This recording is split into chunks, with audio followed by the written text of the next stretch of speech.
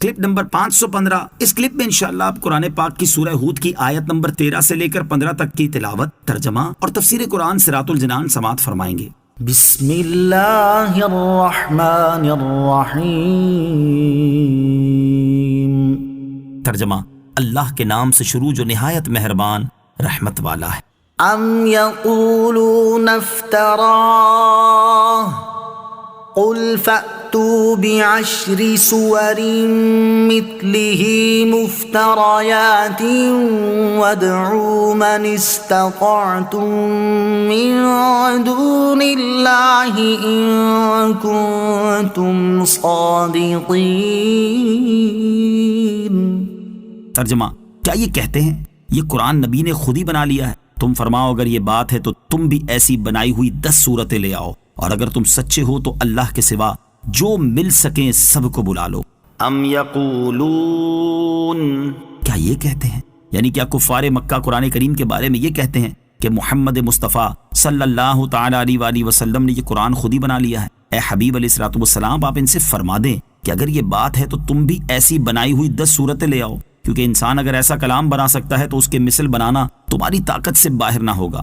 تم بھی عربی ہو، فصیح ہو، بلیغ ہو، کوشش کرو۔ اگر تم اس بات میں سچے ہو کہ یہ کلام انسان کا بنایا ہوا ہے تو اللہ عز و جل کے سوا جو مل سکیں سب کو اپنی مدد کے لیے بلا لو۔ قرآن مجید کا اپنی مثل بنا کر دکھانے کا چیلنج۔ قرآن مجید نے اپنی مثل کلام بنا کر پیش کرنے کا چیلنج 4 طرح سے دیا ہے۔ نمبر 1، پورے قرآن کی مثل لانے کا چیلنج دیا، چنانچہ سورہ بنی اسرائیل میں ہے، قل ان اجتمعت الانس والجن على ان يأتوا بمثل هذا القرآن لا يأتون بمثله ولو كان بعضهم لبعض ظهيرا۔ ترجمہ، تم فرماؤ اگر آدمی اور جن سب اس بات پر متفق ہو جائیں کہ اس قرآن کی مانند لے آئیں تو اس کا مثل نہ لا سکیں گے اگرچہ ان میں ایک دوسرے کا مددگار ہو۔ نمبر 2، 10 صورتوں کی مثل لانے کا چیلنج دیا، جیسا کہ زیر تفسیر آیت میں ہے۔ نمبر 3، ایک صورت کی مثل لانے کا چیلنج دیا، چنانچہ سورہ بقرہ میں ہے، وَإِن كُنتُمْ فِي رَيْبٍ مِّمَّا نَزَّلْنَا عَلَىٰ عَبْدِنَا فَأْتُوا بِسُورَةٍ مِّن مِّثْلِهِ وَادْعُوا شُهَدَاءَكُم مِّن دُونِ اللَّهِ إِن كُنتُمْ صَادِقِينَ۔ ترجمہ، اور اگر تمہیں اس کتاب کے بارے میں کوئی شک ہو جو ہم نے اپنے خاص بندے پر نازل کی ہے تو تم اس جیسی ایک صورت بنا لاؤ اور اللہ کے علاوہ اپنے سب مددگاروں کو بلا لو اگر تم سچے ہو۔ اور سورہ یونس میں ہے، ام یقولون افتراہ قل فأتوا بسورة مثله وادعوا من استطعتم من دون اللہ ان کنتم صادقین۔ ترجمہ، کیا وہ یہ کہتے ہیں کہ اس نبی علیہ الصلوۃ والسلام نے اسے خود ہی بنا لیا ہے؟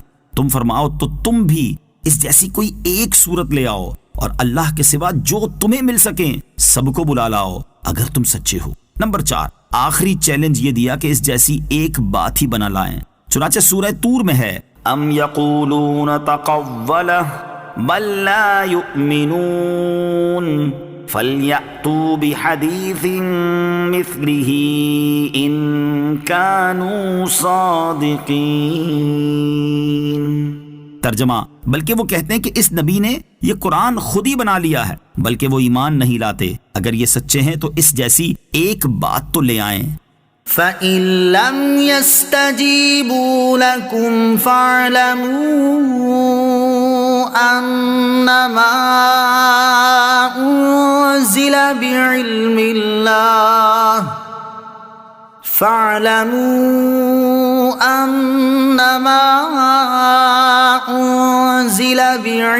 اللَّهِ وَأَن لَّا إِلَٰهَ إِلَّا هُوَ فَهَلْ أَنتُم مُّسْلِمُونَ۔ ترجمہ، تو اگر وہ تمہاری اس بات کا جواب نہ دے سکیں تو سمجھ لو کہ وہ اللہ کے علم ہی سے اتارا گیا ہے اور جان لو کہ اس کے سوا کوئی معبود نہیں، تو کیا اب تم مانو گے؟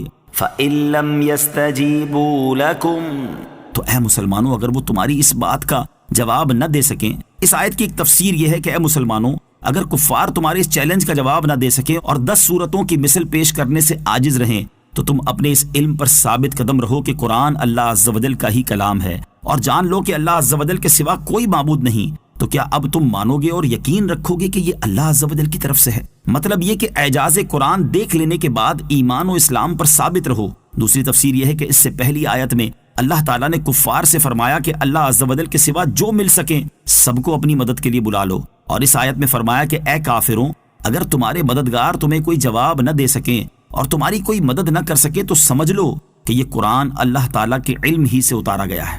کسی نے اللہ عز و جل پر جھوٹ نہیں باندھا، بلکہ اللہ عز و جل نے ہی اپنے حبیب علیہ الصلوۃ والسلام پر اسے نازل فرمایا ہے، اور جان لو کہ جس اللہ عز و جل نے قرآن نازل فرمایا ہے وہی عبادت کے لائق ہے، اور جن بتوں کو تم پوجتے ہو وہ عبادت کے لائق ہرگز نہیں، تو کیا تم اسلام قبول کرو گے اور اخلاص کے ساتھ اللہ عز و جل کی عبادت کرو گے؟ من كان يريد الحياة الدنيا وزينتها نوف إليهم أعمالهم فيها وهم فيها لا يبخسون۔ ترجمہ، جو دنیا کی زندگی اور اس کی زینت چاہتا ہو تو ہم دنیا میں انہیں ان کے اعمال کا پورا بدلہ دیں گے اور انہیں دنیا میں کچھ کم نہ دیا جائے گا۔ من كان يريد الحياة الدنيا وزينتها، جو دنیا کی زندگی اور اس کی زینت چاہتا ہو۔